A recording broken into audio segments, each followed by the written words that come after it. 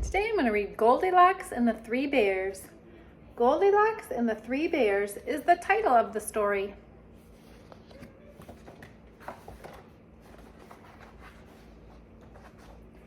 Once there was a little girl with a bright, happy smile and long, curly blonde hair. Everyone called her Goldilocks. Goldilocks lived in a cottage by the edge of the woods.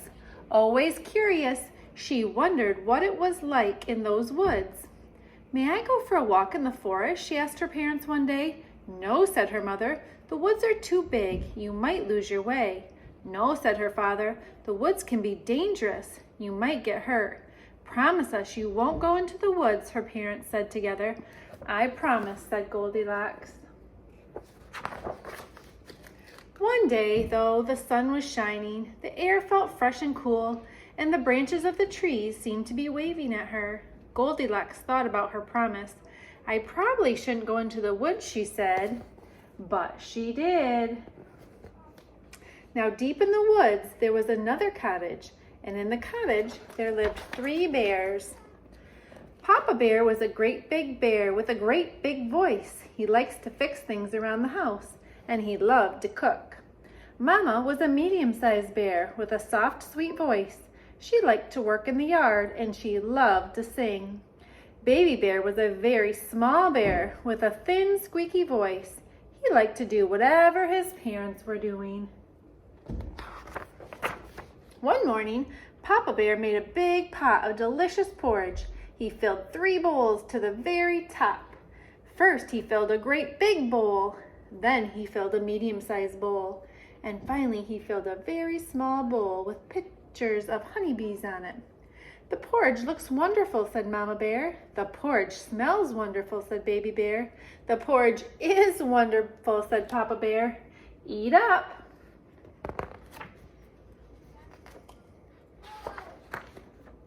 "Yow!" cried Baby Bear. "This porridge is too hot." "He's right," said Mama Bear, looking at Papa. "Well then," said Papa Bear, "why don't we go for a walk until the porridge cools?" "Hooray!" said Baby Bear, fanning his tongue, and they set off into the woods. Just as the 3 bears left for their walk, someone came running out of the forest. It was Goldilocks. "Why didn't I listen to my parents?" she said. "Now I'm lost. I don't know which way to go." Then Goldilocks saw the cottage. Always curious, she wondered who lived there. She knocked on the door. "Hello," she said. "Is anyone home?" Of course, no one was, and she kept knocking. The door swung open. "I probably shouldn't go inside," she said, but she did. The first thing Goldilocks saw was a cozy living room. In it was a fireplace and 3 chairs made of wood. One was a great big chair with a tall back and thick arms. One was a medium-sized chair. It glowed in the light and had soft, fluffy cushions. And one was a very small chair with butterflies painted on it. Goldilocks suddenly realized that her feet hurt. "This isn't my house," she said. "I probably shouldn't sit in those chairs." But she did. First, she sat in the great big chair. The scratchy wood left splinters in her bottom. "Ouch," she said. "This chair is too rough." Next, Goldilocks sat in the medium-sized chair. The chair was so slippery that she slid right off. "Oops," she said. "That chair is too smooth." Finally, she sat in the very small chair. "Ah," sighed Goldilocks, "this one is just right." Crash! The chair broke all to pieces. "Oh no," said Goldilocks, "look what I've done. I have to leave." But then she smelled a wonderful smell. Always curious, she followed the smell to the doorway of the kitchen. On a table in the kitchen, Goldilocks saw 3 bowls. The wonderful smell was coming from them. Suddenly, Goldilocks realized she was very hungry. "I probably shouldn't taste what's in these bowls," said Goldilocks. But she did. First, she tasted the porridge in the great big bowl. "Ow," she cried. "This porridge is too hot." Next, she tasted the porridge in the medium-sized bowl. "Ew," she said. "This porridge is too cold." Finally, she tasted the porridge in the very small bowl. It wasn't too hot and it wasn't too cold. "Yum," said Goldilocks. This porridge is just right.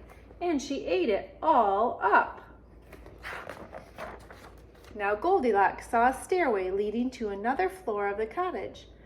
Always curious, she wondered what was at the top of those stairs. I probably shouldn't go up there, she said. But she did. At the top of the stairs, Goldilocks saw 3 beds. One was a great big bed that was painted blue. One was a medium-sized bed that was painted red. And one was a very small bed with a blue and red frame. Suddenly, Goldilocks realized that she was feeling very sleepy. I probably shouldn't try those beds, she said. But she did. First, she tried the great big bed. Her head went down with a thunk. Eek, she said. This bed is too hard. Next, she tried the medium-sized bed. This time, she almost disappeared. She could barely breathe. Umph, said Goldilocks. This bed is too soft. Finally, she tried the very small bed. It wasn't too hard, and it wasn't too soft. Ah, said Goldilocks, this bed is just right, and she snuggled under the covers and fell fast asleep. A little while later, the 3 bears returned from their walk. They stopped in surprise when they saw the open door. Oh no, said Mama Bear, someone has been in our house. Be careful, said Papa Bear, that someone could still be in there.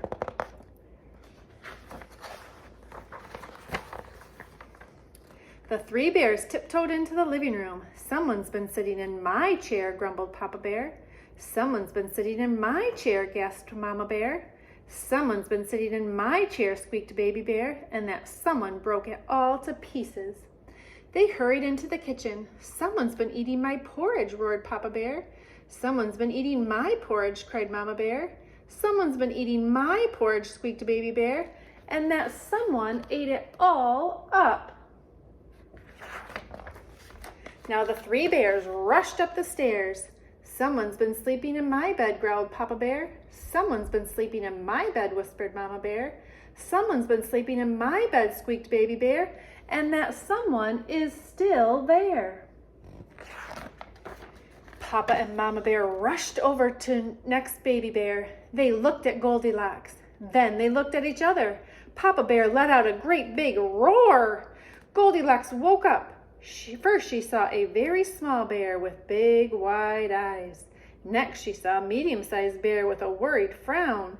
Then she saw a great big bear with great big teeth and great big claws. Goldilocks shrieked. Goldilocks jumped out of bed, rushed across the bedroom, leaped down the stairs, ran through the kitchen, raced across the living room, and burst out the door. She ran and ran and ran until she saw her own cottage through the trees at the edge of the forest. Her mother and father were standing in the doorway. Goldilocks ran up to them. "We've been so worried," they cried, giving her a hug. "I'm sorry," said Goldilocks. "I should have listened to you." "But at least you're safe," said her father. "Come in the house. I'll make you something to eat." The next day, Goldilocks sat out on her front steps again. She could see the forest. The trees seemed to smile at her. "I probably shouldn't ever go into the woods again," she told herself. But